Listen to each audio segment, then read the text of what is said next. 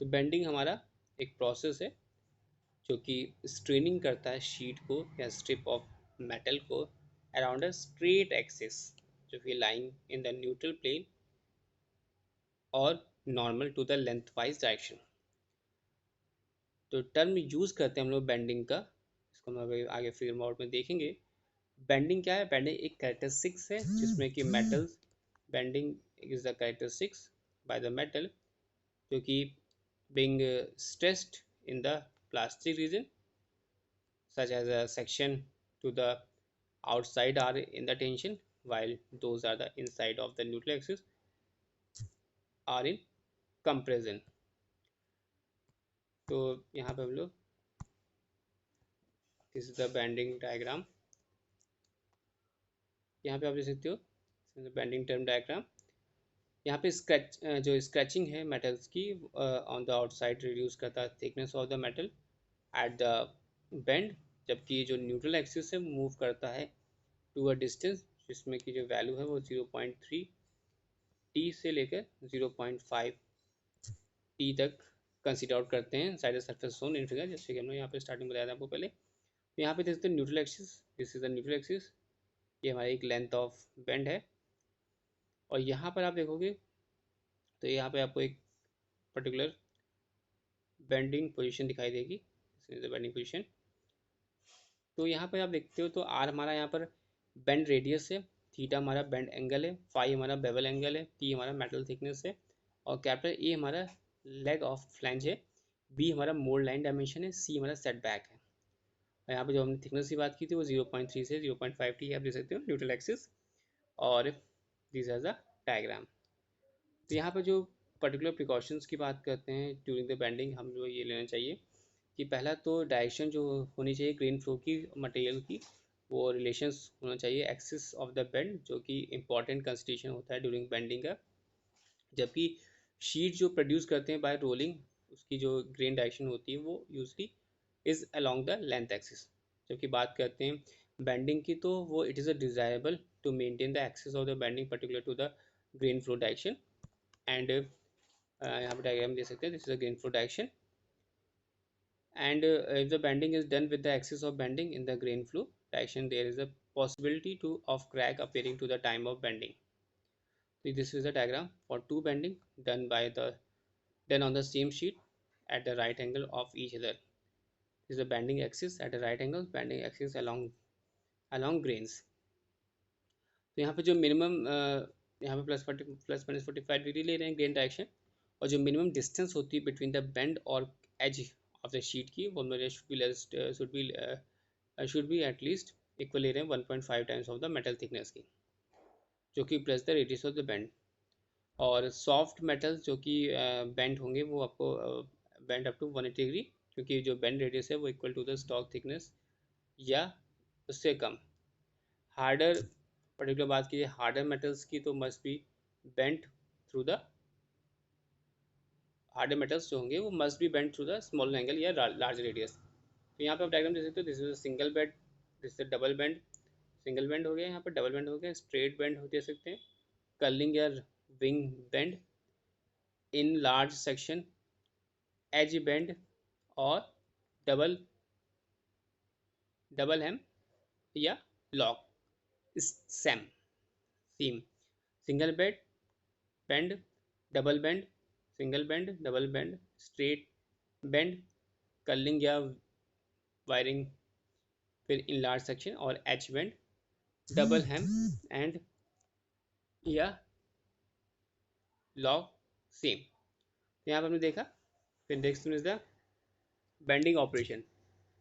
Bending operation की जब बात करते हैं तो तेरा यहाँ पर 4 बेंडिंग ऑपरेशन है। पहला एक एंगल बेंड है, फिर हमारा है रोल बेंड, फिर हमारा सीम बेंड, सीमिंग और रोल फॉर्मिंग, यानी एंगल बेंड, सिंगल, डबल और straight, roll bending, roll forming and seeming.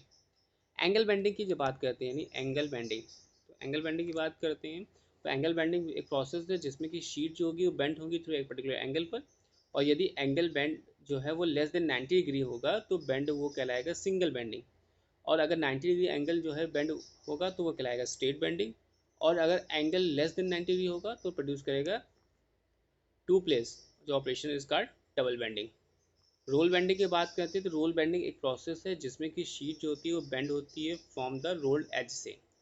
Roll forming की बात करते हैं तो रोल फॉर्मिंग एक प्रोसेस है जिसमें कि बेंडिंग जो होती है शीट की वो बिटवीन रोल्स के बीच में होती है, और ये प्रोसेस जो होता है वो may also be used from any impression या in the form of bend. बात करते हैं पर्टिकुलर सीमिंग की, तो सीमिंग में आप देख सकते हो कि सीमिंग एक प्रोसेस है जिसमें कि प्रोवाइड करते हैं मैकेनिकल लॉक, इसमें प्रोवाइड करेंगे मैकेनिकल लॉक और between the edges of the two difficult work piece. And ये जो एजेस होंगी वो टू वर्क पीस की edges of the two work piece edges of the two workpiece are bent in appropriate direction, assembled or pressed from the shield। फिर die bending की बात करते हैं, डाई बेंडिंग में आप यहाँ देख सकते हो डायग्राम वी बेंडिंग और एज बेंडिंग का। और डाई बेंडिंग का यूज़ करते हैं लॉन्ग स्ट्रेट लाइन बेंड्स और प्रेस ब्रेक्स के लिए, और it may be further bend divide into V bending और एज बेंडिंग। वी बेंडिंग की बात करते हैं तो वी बेंडिंग जो होता है वो done with the wedge shaped punch pressing. किसके through? Wedge shape punch press के थ्रू शीट को इनटू वी शेप डाई में, जैसे कि फिगर में देख सकते हैं, और डाई का यूज़ करते हैं फॉर द एयर बेंड या टाइप या bottoming die.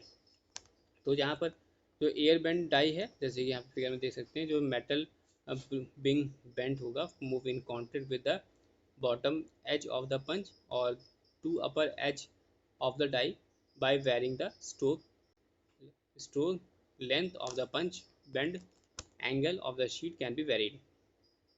In particular, bottoming dies, the travel of the punch is to adjusted the sheet metal is bent up to the bottom of the die opening and then slightly squeeze.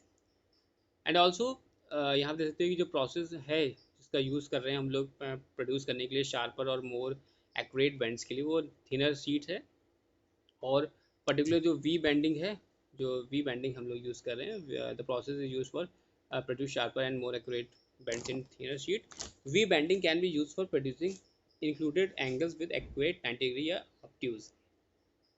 As bending का diagram देख सकते हैं यहाँ पर, जैसे die है, pressure pad है, punch है और work piece and there are die undercut allow over a bending, this one is the edge bending diagram. तो एज बेंडिंग डायग्राम में आप देख सकते हैं is a cantilever type bending operation होता है जिसमें कि पंच फोर्सेस और sheet metals over the edge of the supporting die, और स्प्रिंग लोडेड पैड क्लैम करता है sheet against the die block और after the punch contact it to prevent it from the bring lifted during the punch travel. तो ये जो die होती है वो आल्सो हम क्या बोलते हैं इसको, वाइपिंग डाई या primary use for 90 degree bends only. Then other roll forming, तो यहाँ पे आप देख सकते हो डायग्राम फॉर रोल फॉर्मिंग का, और this is the also roll forming. Roll forming में आपका एक्चुअली दो टाइप्स के लोग यूज़ करते हैं, एक होता है हमारा कोल्ड रोल फॉर्मिंग और एक होता है हमारा रोल बेंडिंग। तो रोल फॉर्मिंग यहाँ पे आप देख सकते हैं डायग्राम रोल फॉर्मिंग का, this is diagram for roll forming and this is the diagram for roll forming and this is the diagram for roll bending. इसमें हम लोग एक पर्टिकुलर पिरामिड टाइप यूज़ करते हैं, और यहाँ पर एक ये हमारा फिगर भी जो है वो इनिशियल पिंच टाइप है। तो रोल फार्मिंग में यहाँ पे डायग्राम जैसे आपने यहाँ पे देखा था, this the diagram for roll forming. और यहाँ पे जो सिंपल है कि कोल्ड रोल फार्मिंग जो कि सिस्टमेटिक डायग्राम होता है, इसमें मेटल स्ट्रिप जो होती है feet lengthwise between one या more pairs of the forming rolls mounted on the straight line like a continuous rolling mills. Pyramid type में क्या होता है, जिस पिरामिड टाइप अरेंजमेंट में आप देख सकते हो कि जो रोल बेंडिंग है जिसमें अपर रोल जो होते हैं वो एडजस्ट होते हैं अप और down for varying curvature of the bend, और इस टाइप के जो रोल्स अरेंज होते हैं पर्टिकुलर एंड या शीट या plate must be initially curve या सम अदर मेथड्स जैसे कि डाई बेंडिंग या मेक अ फीडिंग या stock possible. And initial punch type में क्या है कि रोल बेंडिंग अरेंजमेंट है जिसमें कि दो बड़े जो लार्ज रोल्स हैं वो हेल्ड है एक के ऊपर एक, और इनिशियली ग्रिप है feed into the sheet, third smaller roll है और हियर और rear the produce the curvature and the rear roll can be adjusted vertically.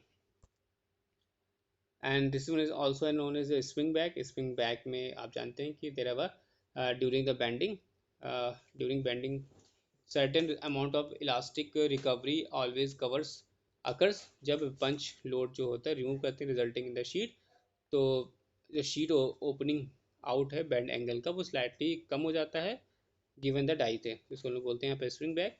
और स्प्रिंग बैक जो होता है वो वेरी करता है type of metal, thickness of the shock और बेंड रेडियस और बेंड एंगल पर, जो कि 90 डिग्री बेंड हो, जिसकी वैल्यू जो होती है वो रेंज होती है फ्रॉम 1.5 डिग्री और स्टील के लिए 15 डिग्री स्प्रिंग स्टील के लिए और फॉस्फोर बोनस के लिए, और it is for large bends it may be still higher. तो this is the bending operation.